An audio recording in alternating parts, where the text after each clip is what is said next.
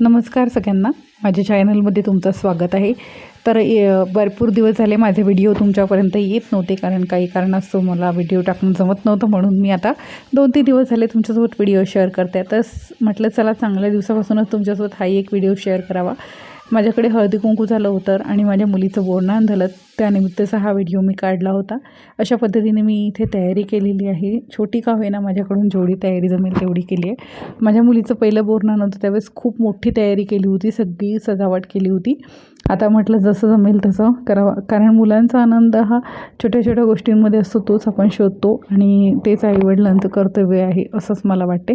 त्यानंतर मी ते सगळं जे काय सजावट होती ती करून घेतली। त्यानंतर सगळं झालं, माझी हळदीकुंकवाची तयारी, लेडीज वगैरे आल्या आहे तिथे मी तिला अक्षमन वगैरे करून घेतलं आणि आता बोरनानाची चालू आहे।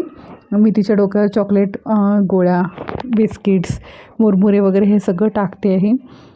काही मुलं म्हणजे वेचतात आणि काही मुलं वेचत नाही। लहान मुलांना काहींना असं वाटतं की नाही, हे वेचण्यापेक्षा आपण हातातच मागितलेलं बरे, म्हणून काही जणांना हातात दिले आहे मी।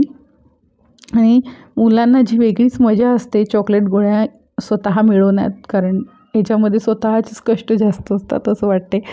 अशी खूप छान अशी मजा येते।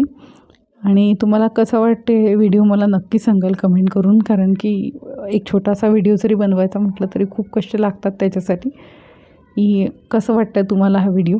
त्यानंतर इथे मी माझी स्वतःची जे काय तयारी होती, तिची माझ्या मुलीची तयारी होती, कशी वाटते तुम्ही ते सांगाल। इथे मी हळदी कुंकू देते आहे, माझ्या छोट्या मुलीचे फोटो पण मी इथे शेअर केलेले आहेत, कसे वाटतात ते नक्की सांगा।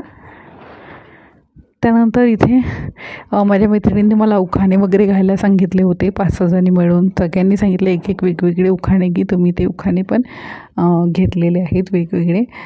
छान वाटलं, सगळं मस्त, कार्यक्रम खूप छान झाला। आणि इथे माझ्या मुलीचे फोटो आणि माझ्या मैत्रिणींचे काही फोटो मी शेअर केलेले आहेत तुमच्यासोबत। तुम्हाला व्हिडिओ